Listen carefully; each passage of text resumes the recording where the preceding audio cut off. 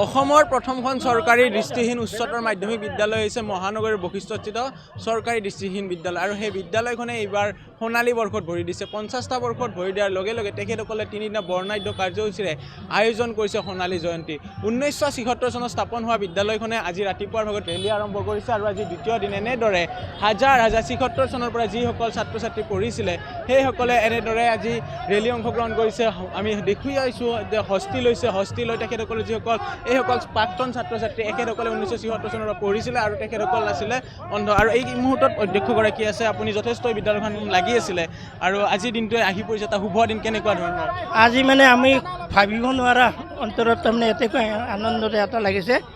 তাৰে বিনিময়ত মই আপোনালোকক মই বিনম্ৰ অনুৰোধেৰে জনাইছোঁ প্ৰণাম কৰিছোঁ আমাৰ এই যে আজি শোভাযাত্ৰাটো আপোনালোকে প্ৰচাৰ কৰিবলৈ আহিছে তাৰ কাৰণে আপোনালোকক ধন্যবাদ জ্ঞাপন কৰিছোঁ আমি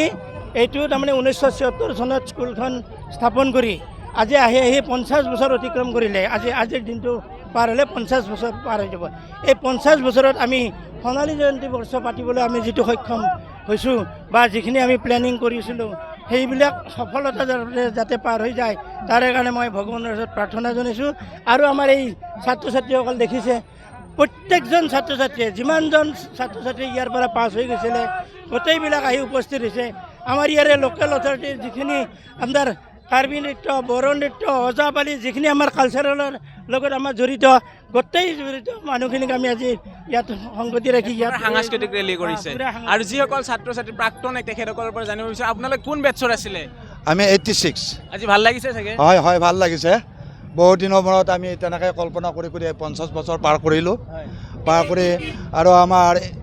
86ৰ পৰা মানে 95লৈ প্ৰায়খিনি ল'ৰা ছোৱালী সংস্থাপনো আহিছে গতিকে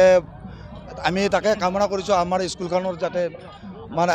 ভৱিষ্যতলৈ আৰু উন্নত হয় আৰু ওচৰ চুবুৰীয়াসকলেও যাতে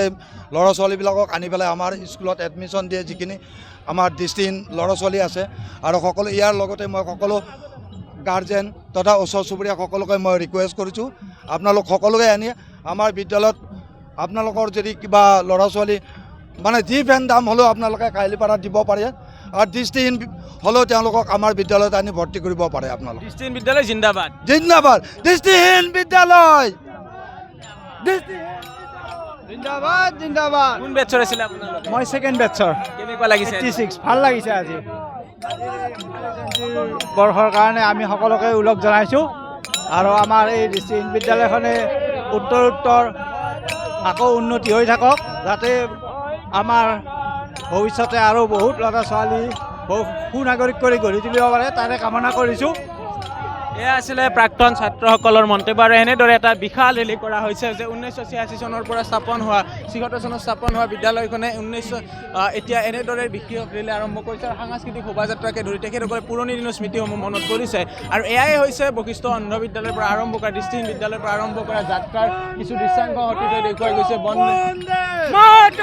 ভাৰত মাতা কি জয় ভাৰত মাতা কি জয় ভাৰত মাতা কি জয় দৃষ্টিহীন বিদ্যালয় অমৰ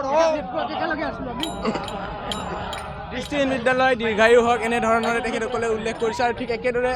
যিসকল আছে তেখেতসকলৰ মন্তব্য ল'ম আৰু এনেধৰণে এটা বিশাল ৰেলী অতীত দেখুৱাইছে দীঘলীয়া ৰেলী অসমৰ প্ৰতিটো জাতি জনগোষ্ঠীয় ধৰ্মীয় ৰীতি নীতি পৰম্পৰা ইয়াতে দেখুওৱা হৈছে এনেদৰে আৰম্ভ হৈছে এতিয়া মহানগৰীৰ বশিষ্ঠৰ পৰা বিশেষ ৰেলী সকলোৱে এক প্ৰকাৰ পুৰণি দিনৰ কথাবিলাক মনত পৰিছে 76 চনত স্থাপন হোৱা বিদ্যালয়খনৰ পৰা 25 বেটছলৈকে আৰু বৰ্তমানৰ বেটছ কেনেকুৱা লাগিছে বঢ়িয়া লাগিছে কি পঢ়ি আছা তুমি এতিয়া আমি শোভাযাত্ৰালৈ গৈ আছোঁ কোন ক্লাছত পঢ়ি আছা মই গুৱাহাটী ব্লাইণ্ড হায়াৰ ছেকেণ্ডেৰী দ্বিতীয় বৰ্ষৰ ছাত্ৰ এবাৰ হায়াৰ ছেকেণ্ডেৰী ফাইনেল এক্সাম হ'ব আমাৰ